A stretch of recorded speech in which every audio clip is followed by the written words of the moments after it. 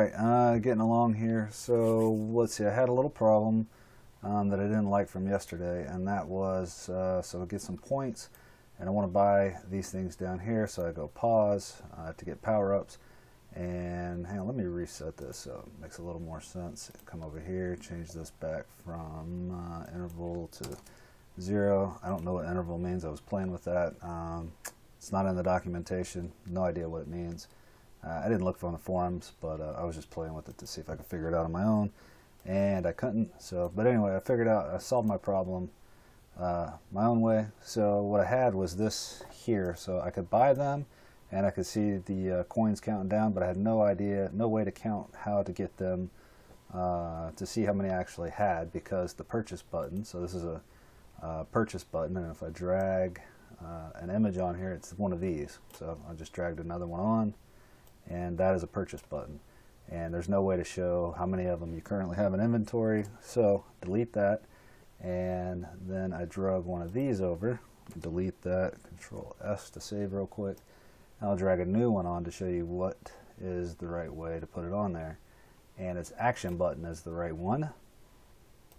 And now you can see you get that little red crosshair, and these little red crosshairs are here.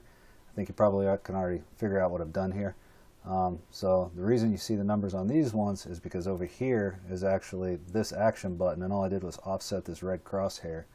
So if you come up here, this first one was 300, and they're spaced, they should be all spaced 160 pixels apart. Let's check. So that's 320. Let's see, 160, 320, should be 480. Okay, it was off a little. There, now it's 480. So let's see, 360. Let's see, what did I do? I did 300 initially, so then the next one would have been 460, and then what is that going to be, 620, I believe? Let's try that. My math is probably off.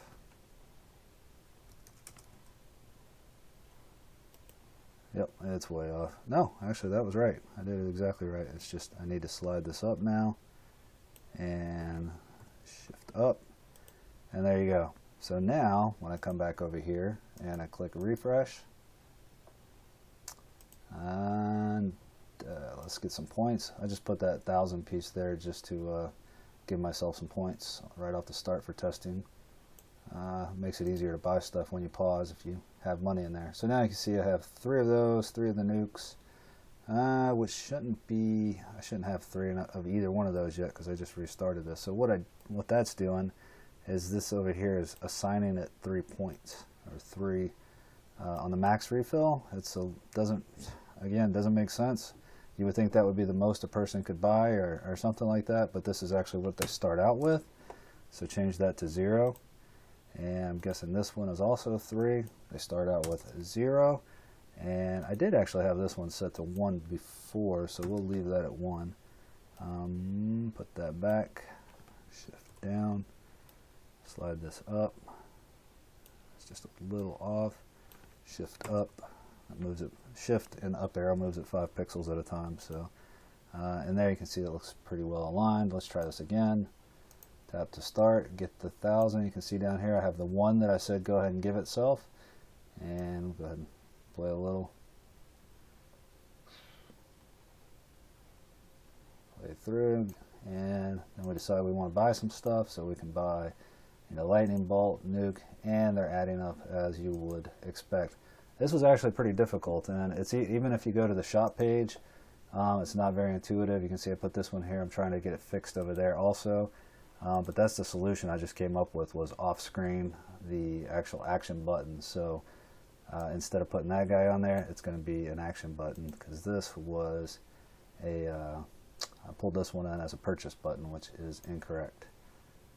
I mean, I will have that on there, but that's not the one that's going to give me the number label to it. So I'm going to rearrange these, probably put these horizontal with the dollar amounts underneath them, and so people can buy their coin packs here. And then I'll put another, probably one of these down here, and put something like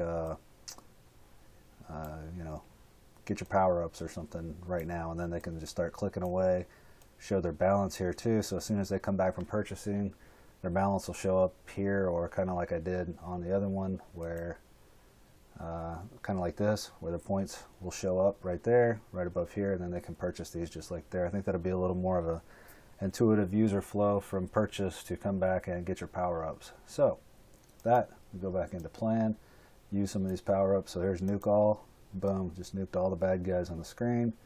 That's a pretty good one, that's why it's expensive. Let's get through here. Now maybe use some invincibility. And I can eat up these things because I'm invincible.